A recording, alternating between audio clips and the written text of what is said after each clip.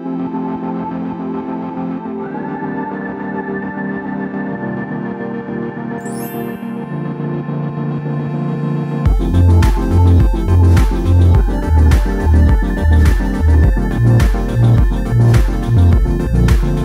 à tous, c'est Z pour la Veuve du Palais. On se retrouve aujourd'hui pour parler d'une étude qui a été reprise en boucle par la presse française qui relate des risques accrus par rapport à l'utilisation de la cigarette électronique sur le cœur, sur les maladies artérielles et sur l'anxiété. Cette étude du Kansas devrait présenter ses résultats et ses détails lors de la 68e session scientifique annuelle à la American College of Cardiology. Pour autant, on peut déjà lire dans la presse aujourd'hui, et je cite, « Le taux de crise cardiaque était supérieur de 34% chez les vapoteurs comparé aux non-vapoteurs.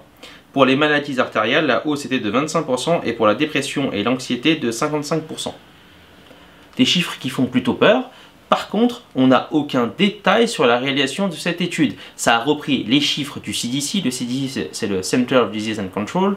C'est le centre américain du contrôle des maladies. Ça reprend les chiffres sur 3 années, 2014, 2016 et 2007. Pourquoi il n'y a pas 2015 ?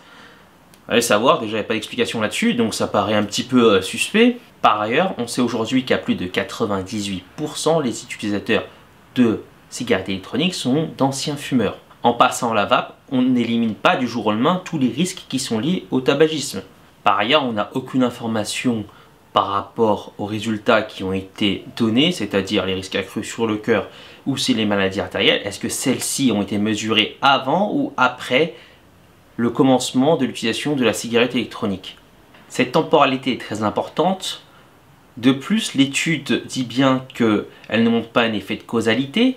La seule chose qu'elle montre, et ça ne le dit pas, c'est la concomitance. C'est-à-dire que chez les ex-fumeurs, le risque est effectivement plus élevé que chez la population générale qui n'a jamais fumé.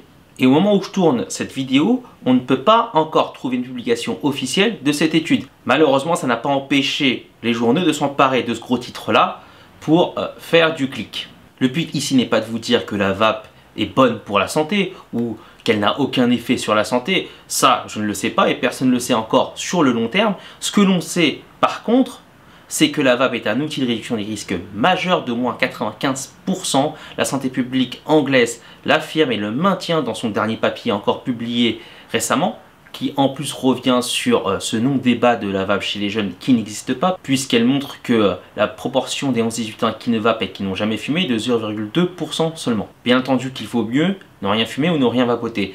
La réalité, c'est que la lutte anti-tabagique, depuis qu'on la connaît, notamment en France et surtout en France, est un échec. Année après année, gouvernement après gouvernement, depuis la nuit des temps. On a un taux de fumeurs qui avoisine les 30% en France, ce qui est comparé aux pays de l'Est, ce qui est bien plus élevé que nos voisins européens, que ce soit l'Allemagne ou l'Angleterre.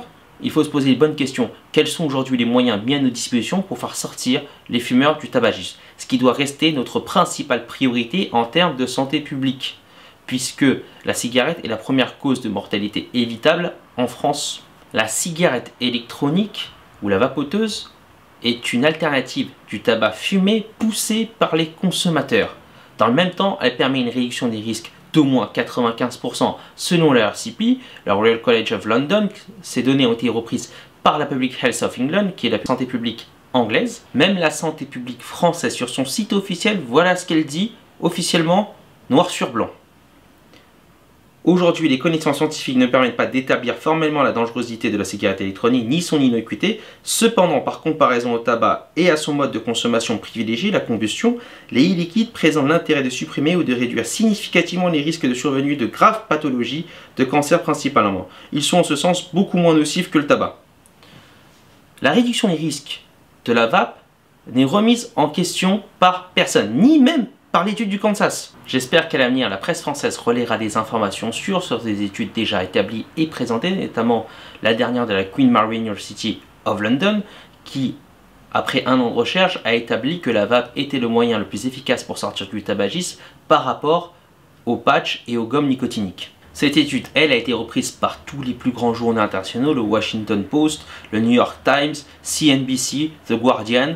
En France, ça a été quasiment laissé à l'abandon. Par contre, quand on annonce qu'on va parler d'une étude qui pourrait apporter une certaine polémique, là, partout, ça fait la une. On arrive au terme de cette vidéo, c'était Z pour la vape du palais.